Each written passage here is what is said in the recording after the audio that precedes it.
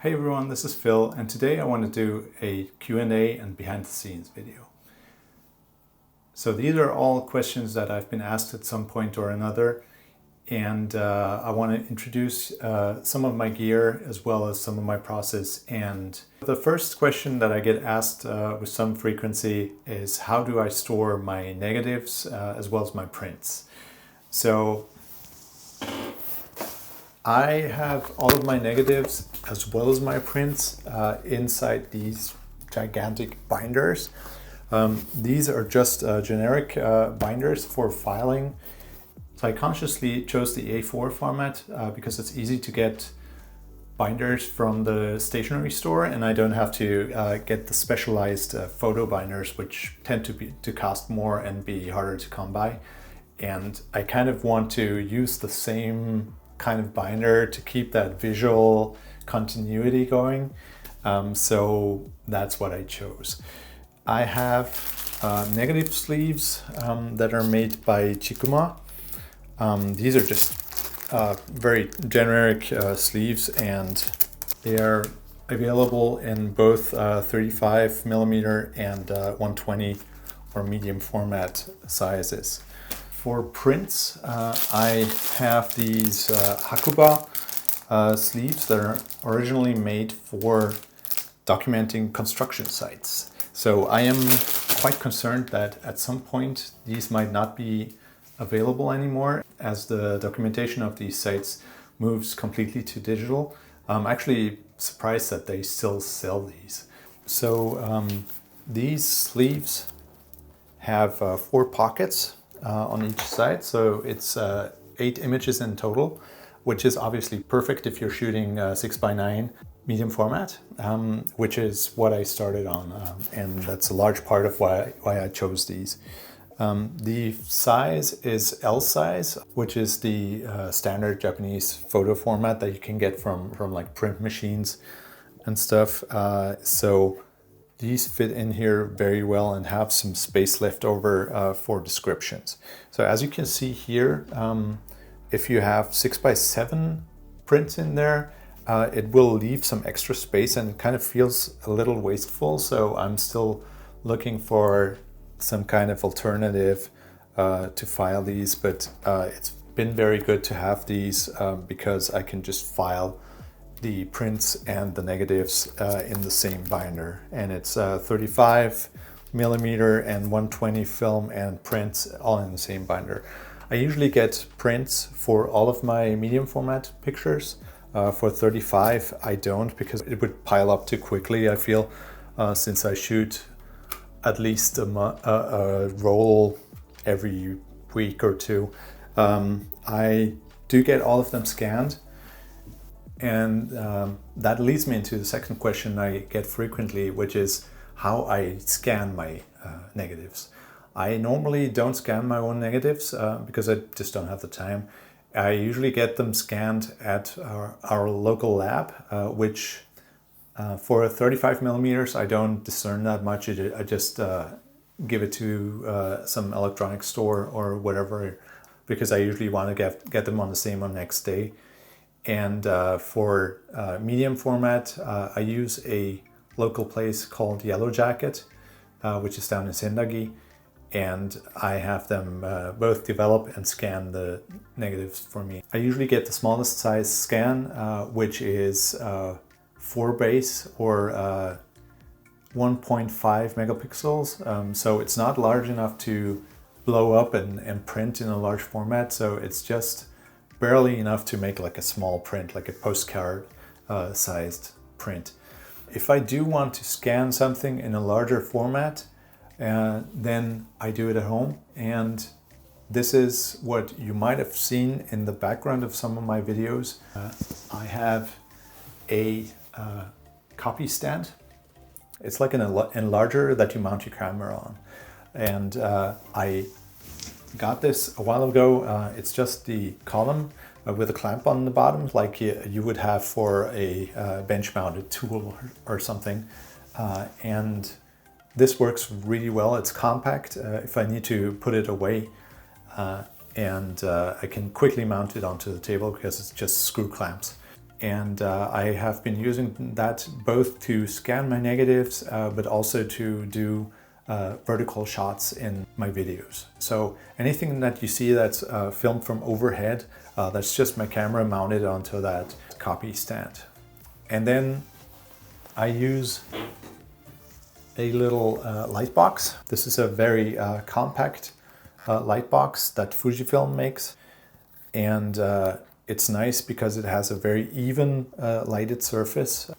Then I place a scanning mask that R.LUM.R makes. So what I do is I place the film inside the scanning mask, put it on the light box, and then I take a picture from overhead with my camera. Right now you can see there is a Sony a7 II mounted onto the copy stand.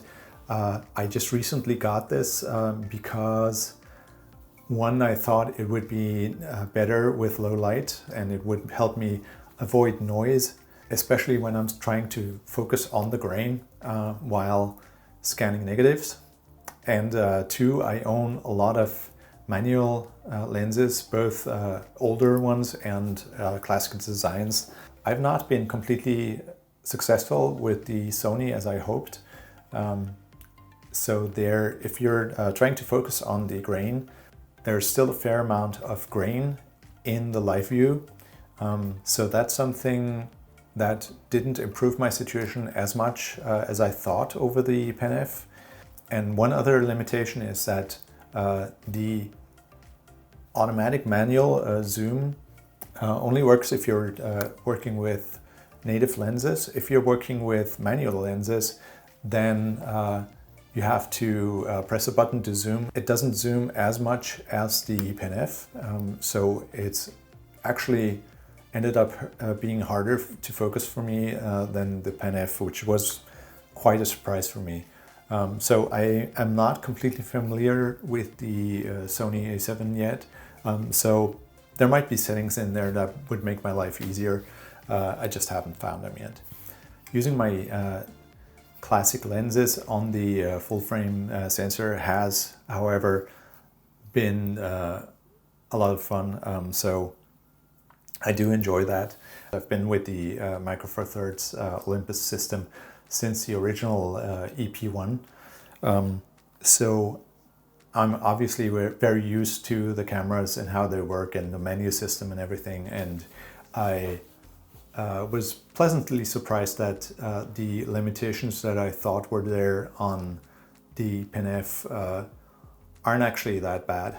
So yeah, I'm still happy with it. The lens that I use to scan my negatives is a Pentax macro R.LUM.R 50 f4. So this is obviously a manual classical lens.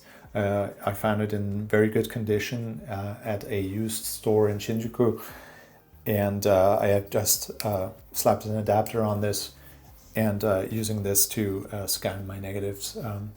The nice thing about this is that on the Micro Four Thirds sensor, this is zoomed in or cropped in enough to fit basically only one frame of the photo inside the sensor area, which is great because you don't get any stray light in there, and also you get the highest resolution possible from the sensor without having any wasted pixels in there.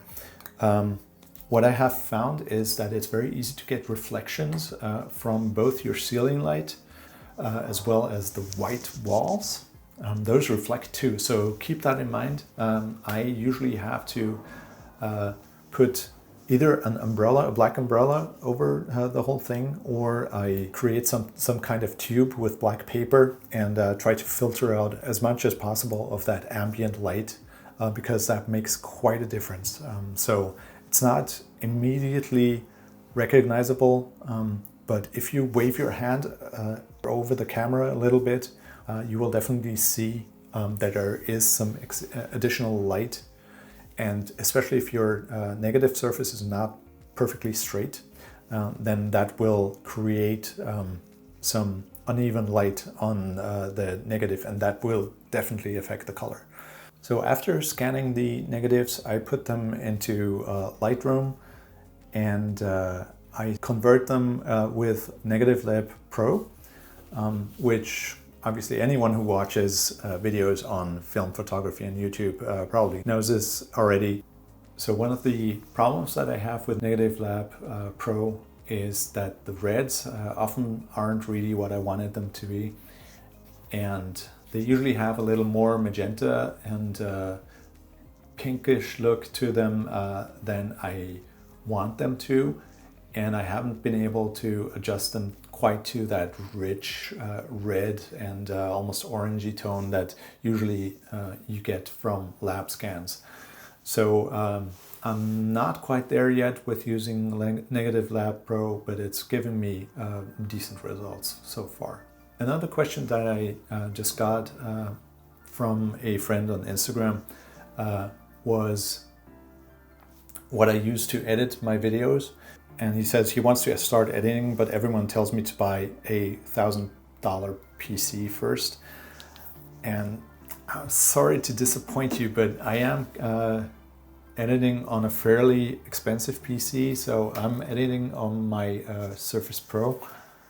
And I have the i7 pretty much maxed out model. I wanted to use it originally for illustration and photo editing, as well as with video, and maybe do a little light gaming on the side. So I went as high as I could afford at the time, and I'm using Adobe Premiere. So that is probably the most expensive combination that you could go for. I know there's free software that is supposed to be very similar in capabilities to Premiere Pro, which is DaVinci Resolve. I haven't used it yet. I've watched a few tutorials, and it looks very good.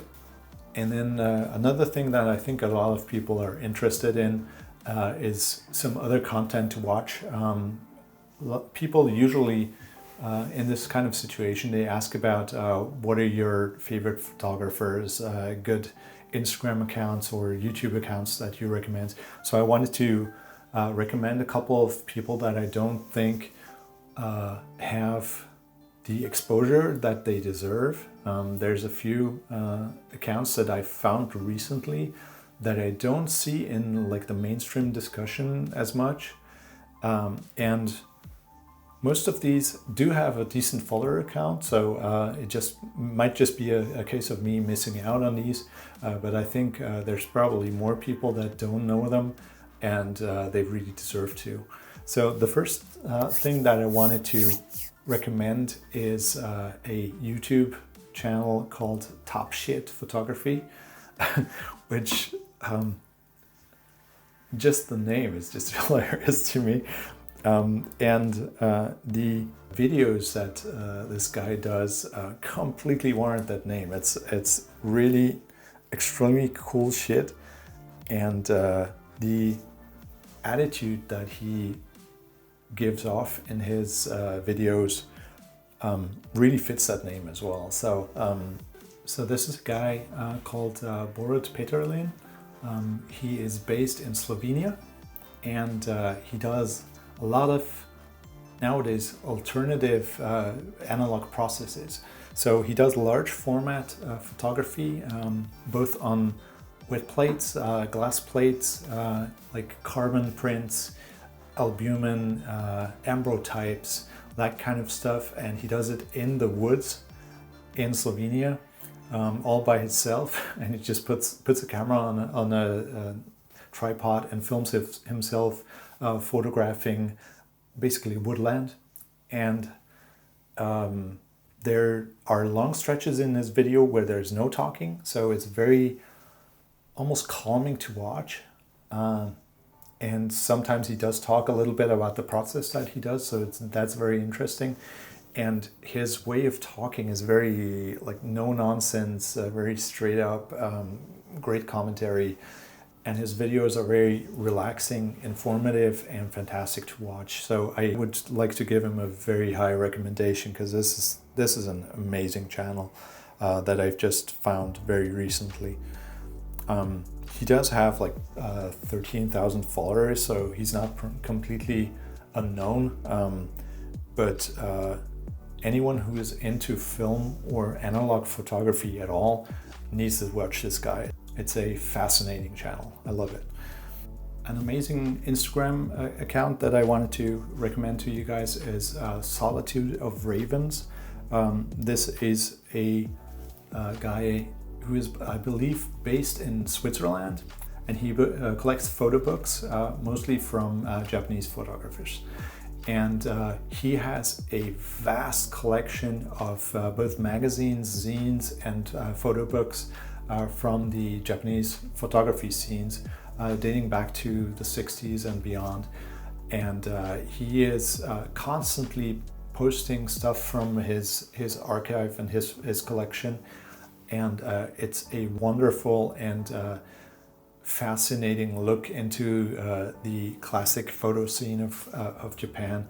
It has a very wide variety, especially if you're into black and white photography, then this is definitely an account that you need to watch. It's amazing. And the last account that I wanted to give a shout out to is a guy called, I think this is probably pronounced Joop Heiwagen. He is, and I apologize if I mispronounced that, he is a photographer that I believe is based in the Netherlands, and he has a fantastic, slightly abstract street photography or urban photography look that I think fans of color photography like Saul Leiders, and also more recently Joshua Jackson will really appreciate. So he does a very similar kind of style with a lot of pronounced colors, a lot of red, a lot of stuff shot through windows with silhouettes and reflections that Joshua does. And he does it in a very slightly abstract and artistic fashion that I really enjoy. So this is the kind of photography that I look at for fun and just for inspiration and to make me happy. So this is definitely another artist that I really want to recommend. I don't think he shoots film, or at least most of the photos that he posted are probably digital. But they are fascinating to look at, and they're fantastic in quality. So definitely check this guy out. So all of the links for these are obviously in the description. So make sure to check that out. I will make an experiment and put a few affiliate links for the gear that I'm recommending in there as well. A lot of the gear that I use is obviously made in and sold in Japan. So if you're living overseas, a lot of this stuff might not be available, but I'm sure you can find something that's similar. Or if you are able to order from Amazon Japan, then obviously the affiliate links will work for you. And that's all I have for you today. Hope you enjoyed this little look behind the scenes, and if you have any recommendation both for artists to check out, especially YouTube channels, I'm running out of stuff to watch, and tips on how to set up that Sony to better fit my needs, then I'm always open to that. Anything else you want to know, shoot me questions, and as always, please subscribe to the channel, give us a like. Thanks for watching, and I hope to see you again.